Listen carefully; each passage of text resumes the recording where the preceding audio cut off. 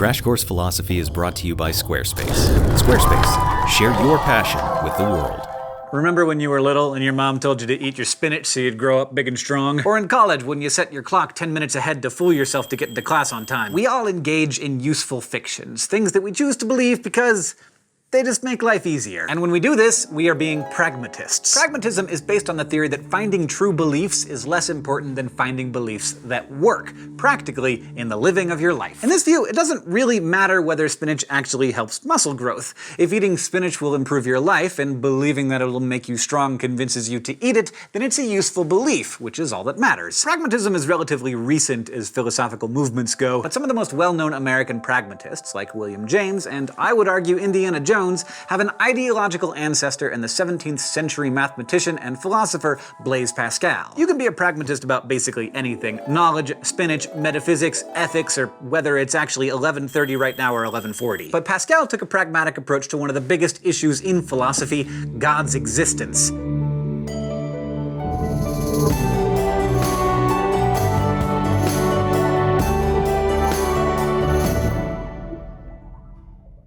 Pascal was a theist, which given his place in history may not be all that surprising. But what is weird is that Pascal's argument for God's existence had very little to do with whether God was actually real. Instead, it had everything to do with whether belief in his existence was practical. This reasoning became known as Pascal's Wager, and it's really a gambler's argument for religious belief. Pascal's thinking went like this: either God exists or he doesn't, and reason will never give us an answer. So you must choose blindly to believe or not to believe in God. You can't abstain from choosing. If you choose to believe in God and he exists, you get an infinite reward, heaven. If you choose to believe in God and he doesn't exist, you're not really out much. If you choose not to believe in God and he doesn't exist, you also don't gain much. If you choose not to believe in God and he does exist, you get infinite punishment, hell. Therefore, the smart bet is to put your chips on God existing every time. Pascal argued that if there is the slightest chance that God exists, even if that chance is low, only a fool would bet against his existence given that the stakes are so high. In the face of incomplete information, Pascal decided we should play the odds and believe whatever offers us the greatest benefit.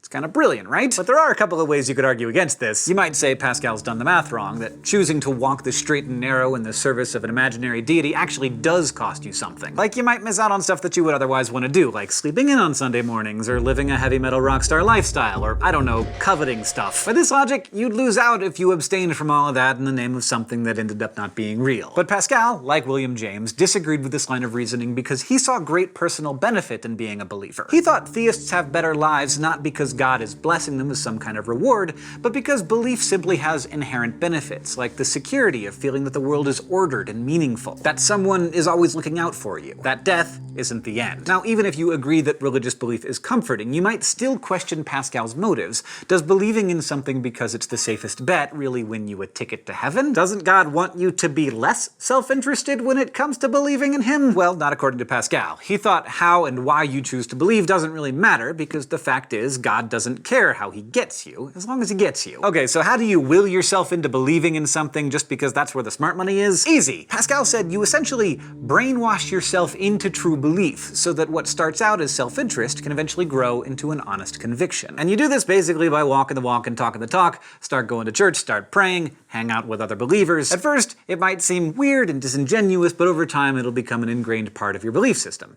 You know what it's kind of like? Indiana Jones and the Last Crusade. It's probably pop culture's finest allegory of pragmatic belief in action. Throughout the whole Indiana Jones trilogy, I'm just gonna pretend the fourth one was never made, Indy is painted as a pretty agnostic character. He hunts religious relics for a living, but the powers that those relics are said to possess are just hocus pocus to him. So at the end of the Last Crusade, spoilers, Indy manages to find the Holy Grail in an ancient temple after getting through a bunch of booby traps. And each trap is kind of a test of faith. He has to know where to kneel, how to spell the name of God, and he has to jump into an abyss with the hope that he will somehow survive. Indiana ends up passing all of those tests, but not because he suddenly stops being agnostic and starts believing in God, at least not that we know of. Instead, he just does what he has to do do. He's literally going through the motions. There's something about that would make Pascal proud, because to him, it would probably look like Indy was on the path to eventually truly believing. Now, some critics have pointed out that when it comes to a really usable belief system, you're gonna need more than just fake it till you make it. For example, maybe you were one of those kids raised in a religious household who was just never feeling it. We all know people who were immersed in a culture of religious belief from birth, but end up rejecting those beliefs as adults. And for those people, trying to force yourself to believe is not only ineffective, it can lead to some pretty serious unhappiness,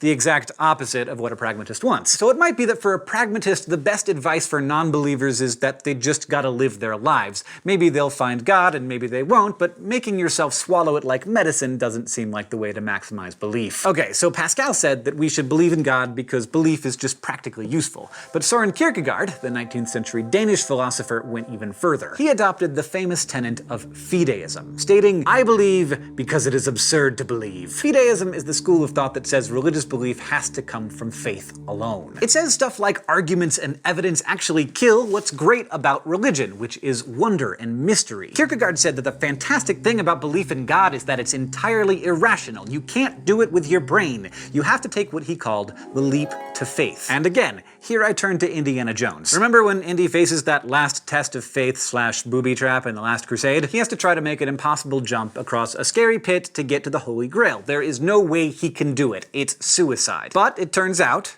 there's a bridge. He can't see it, but in order to find out that it's there, he has to take that step. He has to take a chance on something that defies all reason. That's what religion is all about, according to Kierkegaard. We jump and hope like hell that God catches us. And the only way to know is to jump. We have to surrender reason to get to truth. Now, I hate to break it to you, but this is the end of our unit on the philosophy of religion. I'm interested to hear what you think about that in the comments. But before we go, I want to head to the thought bubble for some flash philosophy. Our old friend Bertrand Russell once posited the existence of a China teapot orbiting the sun somewhere between Earth and Mars. Let's say that back on Earth there were a bunch of teapotists, people who argued that since we can't disprove the teapot's existence, they were justified in believing in it. Not only that, they constructed great buildings, erected statues, composed songs, held weekly services, and appealed to the teapot for help in their daily lives. But everyone else thought the teapotists were ridiculous because there was no evidence to support their belief in the teapot. For their part, the teapotists just replied that none of the ateapotists could prove that it wasn't there. Thanks, Thought Bubble. And I'm sure you can see where I'm going with this. Pragmatism, or the leap to faith, might be a solution to the problem of God's existence if you're not satisfied with any of the other more evidence-based arguments. But believing in something because it's expedient, or because it frees you from having to have any reasons at all, can still have its risks. After all, if we can leap to God, we can also leap to Russell's teapot, or to the flying spaghetti monster. Or, much worse, we could leap to particular beliefs about God, like that he wants us to deny rights to certain kinds of people, or kill them. These beliefs aren't representative of the views of most theists, but the problem is, if you're giving up on reasons and evidence,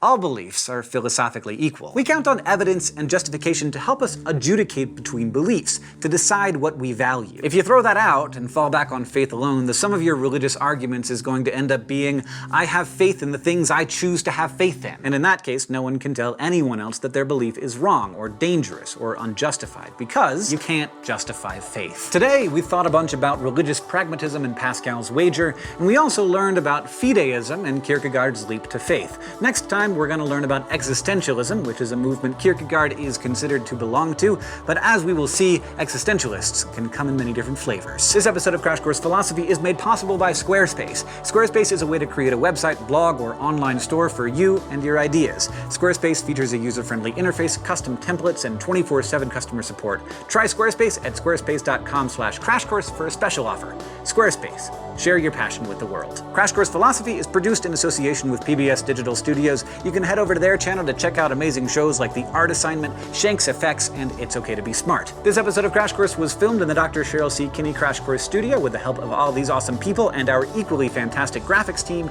is Thought Cafe.